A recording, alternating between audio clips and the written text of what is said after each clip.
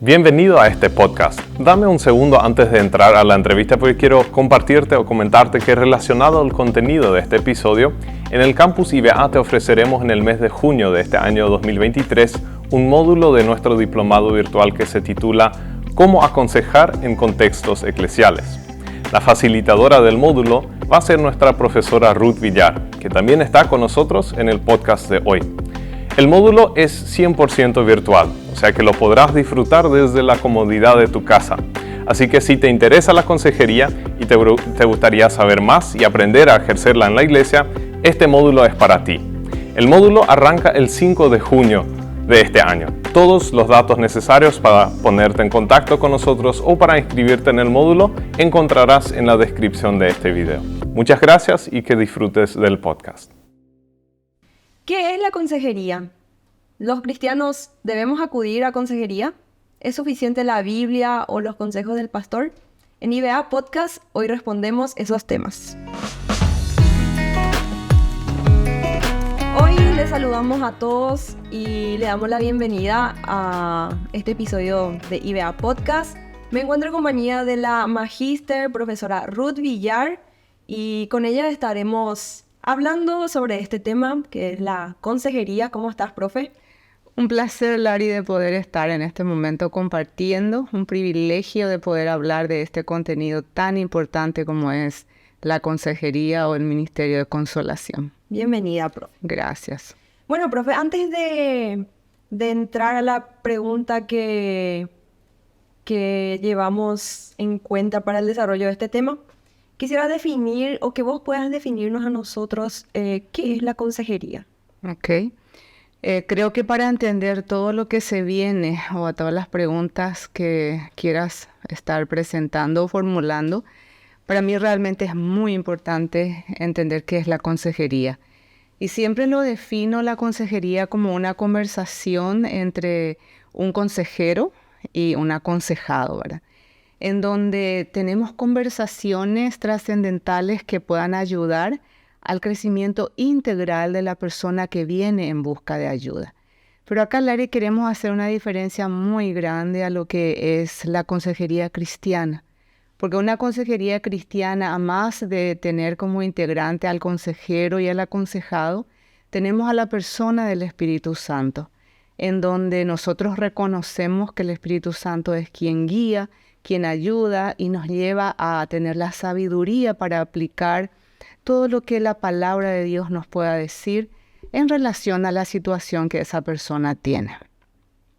Gracias, profe. Yo creo que a veces se confunde mucho el significado de recibir consejos, de ser aconsejado, ¿verdad? Okay. Y en el ámbito de la iglesia creo que es muy importante definir ese punto y como vos mencionaste, la ayuda del Espíritu Santo.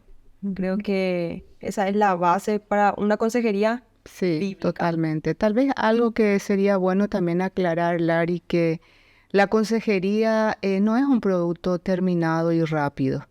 La consejería es un proceso y en ese proceso es donde necesitamos realmente que el Espíritu Santo nos pueda ayudar a discernir hacia dónde vamos caminando para poder ayudar a esa persona. Entonces no es un producto terminado, sino es un proceso. Claro, entonces no por acudir a consejería es que el problema está resuelto No, y solucionado y... no, se procesa. Sí. Bueno, profe, ahora partiendo de esta idea ya y de este concepto de consejería, ¿por qué nosotros los cristianos necesitamos de consejería? Ok. Yo quisiera hacer una breve introducción primeramente a esa pregunta. Y esa introducción me lleva al libro de Génesis, ¿verdad? Nosotros todos sabemos que en la creación Dios, después de que haya hecho todo, lo miró y lo dijo que todo estaba bueno y en gran manera. Pero lastimosamente la historia no termina de esa forma, porque sabemos que después viene y entró el pecado y ahí tuvimos roturas muy trascendentales. Y podemos hablar de rupturas con nuestro propio Dios, con nosotros mismos, con los demás y, por qué no decirlo, aún con la naturaleza misma. Y por eso, porque somos seres humanos caídos, seguimos necesitando de esa contención, de esa ayuda, de esa valoración. Y ahí es donde la consejería cristiana entra como una herramienta, entra como un vehículo demasiado importante para poder generar esperanza en la vida del ser humano. Además sabemos que Dios comienza un trabajo en nosotros y Él lo quiere seguir perfeccionando. Necesitamos levantarnos, necesitamos seguir cumpliendo con nuestros diferentes roles en donde probablemente hemos caído, tal vez como esposa, como hija, como madre, como profesional, sea cual fuese. Necesitamos de esa esperanza y necesitamos de ese proceso de levantarnos y seguir la vida, ¿verdad? Seguir esa vida que es esperanza, ¿verdad? Partiendo de esas ideas que nos diste, de que nos quedamos con una relación rota con Dios, con los demás, con nosotros mismos.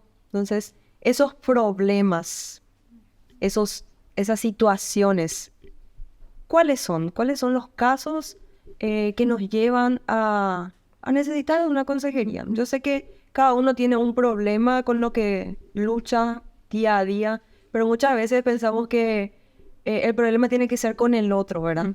Entonces, si vos podrías mencionarnos algunos casos comunes. Ya. Y como ya lo dije, realmente al romper esa relación con nuestro Dios, aparecen muchísimas situaciones y es como un efecto dominó que prácticamente empezamos a caer otras áreas también de nuestras vidas, ¿verdad?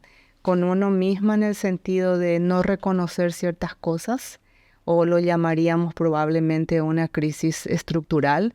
O sea, dentro de mí se producen muchas tensiones que yo no lo quiero reconocer, no lo quiero entender, y voy caminando de esa manera, ¿verdad? Y ni qué decir la relacional, porque es conflictuarme con la otra persona porque yo no estoy bien. Entonces con el prójimo empiezo a tener situaciones en donde la relación también se rompe. Y si quisiera enumerar, por así decir, los diferentes casos más prácticos a que nos lleva esas caídas o esa caída que hemos mencionado, puedo hablar en primer lugar de repente de las situaciones de los matrimonios. Los matrimonios que caen en infidelidades cada vez más. Ahí tenemos que hay que ayudarlos a ellos en ese momento de ese dolor, de ese duelo de lo que es la infidelidad. Tenemos matrimonios que se están desmembrando porque cada uno de ellos quieren una independencia y no lo saben hacer, ¿verdad? Y ayudarlos a ellos cuando realmente han caído en un proceso de divorcio.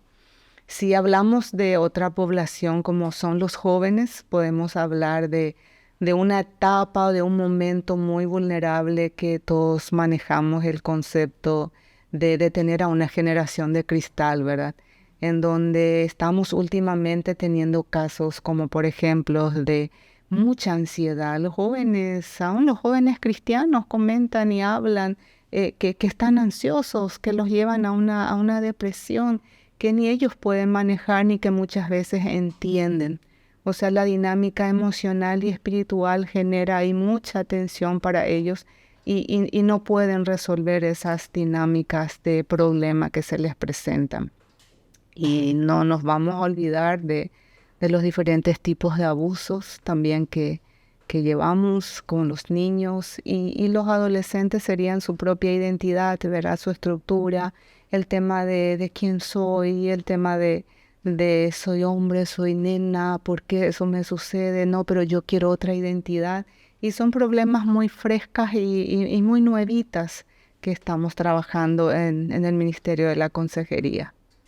Profesora, por lo que sigue, entonces se puede entender que en cada etapa de nuestra vida necesitamos la consejería. Totalmente. Es más, hablamos de crisis evolutiva y en crisis evolutiva, su nombre lo dice, en cada periodo, en cada evolución o en cada etapa, hay una situación a resolver.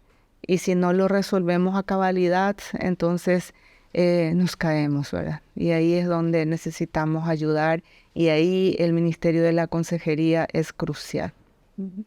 Profe, según tu experiencia, ya que tenés también un consultorio, sos docente y manejas el ámbito de la consejería, ¿qué población es la que más busca ayuda o más busca ser aconsejado? Si yo pudiera hablar desde mi estadística de consultorio, yo puedo mencionar a los matrimonios jóvenes, o sea, los jóvenes que tienen 35 años para abajo, que están que tienen una edad de 35 años y con un tiempo de 4 o 5 años de matrimonio, algunas veces sin hijos y otras veces ya con una criatura o dos algunas veces, pero esa para mí es una etapa muy vulnerable últimamente, los matrimonios jóvenes. Sí, y probablemente le seguiría los no casados, pero también los que entran en el mismo rango y que son los jóvenes. Los jóvenes, diríamos, solteros también de 30 años para abajo, que empiezan a lidiar con muchas nuevas situaciones probablemente en sus vidas. Profe, y como hablamos hace unos minutos, es un proceso, la consejería es un proceso. De esta población o de estas personas que acuden a la consejería, que si podrías decir un porcentaje o afirmar o confirmar si continúan ese proceso o solo acuden una vez. No, tenemos diferentes tipologías de personalidades. Hay personas que realmente aceptan, entienden y buscan la ayuda. Hay personas que vienen a consejería, llegan al nivel de aceptar que están con una situación, pero pareciera que se asustan por lo que tiene que procesar o trabajar y ni siquiera llegan al nivel de entender. Entonces también abandonan la consejería. Hay personas que vienen simplemente por el hecho de querer que puedas estar de acuerdo con su idea. Entonces al hacer la primera confrontación, después ya no vuelven a venir. O sea que tenemos diferente tipología de personas para lo que es la consejería. Profe, yendo a un ámbito un poco más de estructura y en especial en el trabajo que realiza la iglesia, ¿es tarea de la iglesia el ministerio de la consejería? Yo a esa pregunta, Lari, diría que más que oportuna. No hay espacio más especial que la iglesia para poder realizar esta tarea. Me parece que son los hijos de Dios, están preparados, están capacitados para poder ayudar a las personas que están pasando por un momento no fácil en sus vidas. Así que la iglesia es el escenario perfecto. Los hermanos pueden hacerlo. La palabra de Dios nos insta a hacer consejería, a ayudarnos, a animarnos.